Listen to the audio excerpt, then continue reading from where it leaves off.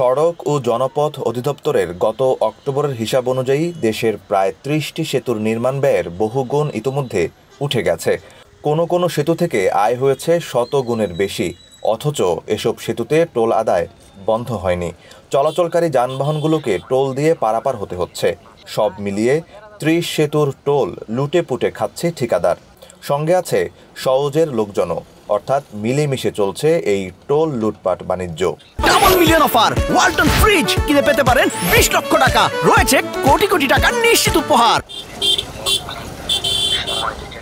যোগাযোগ বিশেষজ্ঞরা বলছেন, অনির্দিষ্টকাল পর্যন্ত সেতুতে টোল আদায় কোনো নিয়ম হতে পারে না। এতে রাজনৈতিক সুবিধাভোগী ইজারাদাররাই লাভবান হন। টোলের কারণে যানবাহনের ভাড়া বেশি পড়ে এবং পণ্য পরিবহন ব্যয় বেড়ে যায়। সংশ্লিষ্ট কর্তা ব্যক্তিরা বলছেন, সেতু রক্ষণাবেক্ষণে ব্যয় মেটানো ও সরকারের রাজস্ব আদায়ের লক্ষ্যমাত্রা পূরণ করতেই অনেক সেতুতে নির্মাণ ব্যয় উঠে গেলেও টোল আদায় করা হচ্ছে। ২০২৪-২৫ অর্থবছরে টোল বাবদ ২,০০০ কোটি টাকা আয়ের লক্ষ্য দেওয়া আছে। তবে সরকার যদি মনে করে কোনো সেতু বা সড়কে টোল বন্ধ করে দেওয়া উচিত, সেটা করতে পারে।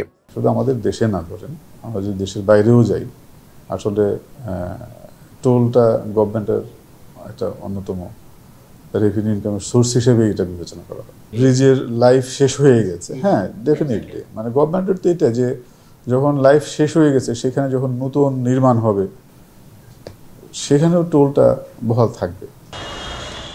জানা গেছে ২০১৪ সালের নীতিমালা অনুযায়ী ২০০ মিটারের বেশি দৈর্ঘ্যের সব সেতুতে টোল আদায়ের সিদ্ধান্ত হয়। তবে নীতিমালায় কতদিন পর্যন্ত টোল তোলা হবে তার উল্লেখ নেই। সারা দেশে সওজের অধীনে থাকা ৬৭টি মাঝারি ও বড় সেতু থেকে টোল আদায় করা হয়। এর মধ্যে প্রায় ৩০টি সেতুর নির্মাণ ব্যয়ের বহুগুণ অর্থ টোল বাবদ ইতিমধ্যেই আদায় করা হয়েছে। বর্তমানে টোল বাবদ সওজ আয় করে ১,০০০ কোটি টাকার কিছু বেশি। ঠিকাদার বা ইজারাদারের পেছনে খরচ গড়ে প্রায় ২০০ কোটি টাকা। জনগণের পয়সা নিয়ে কেউ যেন ছিনিমিনি করতে না পারে। বাংলাদেশ প্রকৌশল বিশ্ববিদ্যালয় বা বুয়েটের পুরকৌশল বিভাগের অধ্যাপক ও পরিবহন বিশেষজ্ঞ ডক্টর শামসুল হক বলেন, দুর্নীতির কারণে বাংলাদেশে অবকাঠামো নির্মাণ ব্যয় বিশ্বের মধ্যে সবচেয়ে বেশি। এই জন্য সেসব অবকাঠামোর টোল ধরা হয় উচ্চ হারে, যা মানুষের জীবনযাত্রার ব্যয় বাড়িয়ে দেয়। আজীবন একটা সেতুর থেকে কখনো কিন্তু টোল তোলার কোনো সমর্থন কোথাও নাই এবং এটা যৌক্তিকও না। এটার জন্য আমি বলবো যে এখানে সড়ক এবং জনপদের যে পুরনো ব্রিজগুলি আছে, যেগুলি জরাজীর্ণ হয়ে গেছে এবং অনেক দিন ধরে কিন্তু টোল তোলা হচ্ছে, তাদের একটা সুনির্দিষ্ট নীতিমালা থাকা উচিত। জানা গেছে, ময়মনসিংহের ব্রহ্মপুত্র নদের উপর ১৯৯১ সালে শম্ভুগঞ্জে বাংলাদেশ চীন মৈত্রী সেতু নির্মাণের ৩৩ বছর পার হয়েছে। এতে ব্যয় হয়েছিল ৪৩ কোটি টাকা। এই সেতু থেকে সওজ আয় করেছে ১৬১ কোটি টাকা। ৫ আগস্ট সরকার পতনের পর ছাত্র জনতার বিক্ষোভের মুখে টোল আদায় বন্ধ হলেও ইজারাদার আবারও তা চালু করতে তৎপর হয়েছে। ঢাকা-চট্টগ্রাম মহাসড়কের মেঘনা ও মেঘনা গুমতি সেতু দুটির নির্মাণ ব্যয় প্রায় ২০০ কোটি টাকা। ৩ দশক আগে চালু হওয়া এই সেতু দুটি থেকে টোল বাবদ আয় প্রায় ৩৭,০০০ কোটি টাকা। তবুও টোল আদায় বন্ধ হচ্ছে না।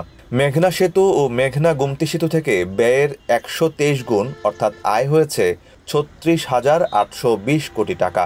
সাভারের হেমায়েতপুর ও মানিকগঞ্জের মধ্যে সংযোগকারী ভাষা শহীদ রফিক সেতুতে ২০০০ সালে টোল আদায় শুরু হয়। এখন পর্যন্ত টোল আদায় হয়েছে ৮৫ কোটি টাকা। গত ১২ সেপ্টেম্বর সেতুটির টোল প্লাজা ভাঙচুর করে আগুন ধরিয়ে দেওয়ায় টোল আদায় এখন বন্ধ আছে। সওজ সূত্র জানায়, বিগত সরকারের ১৫.৫ বছরে নিয়োগ পাওয়া ঠিকাদার ও ইজারাদারদের বড় অংশই দলটির স্থানীয় নেতার পরিবারের সদস্য কিংবা আত্মীয় স্বজন। কিছু ক্ষেত্রে তৎকালীন সরকারের মন্ত্রী, সংসদ সদস্য ও প্রভাবশালী নেতাদের আশীর্বাদ পুষ্টরা টোল আদায়ের দায়িত্ব পেয়েছেন।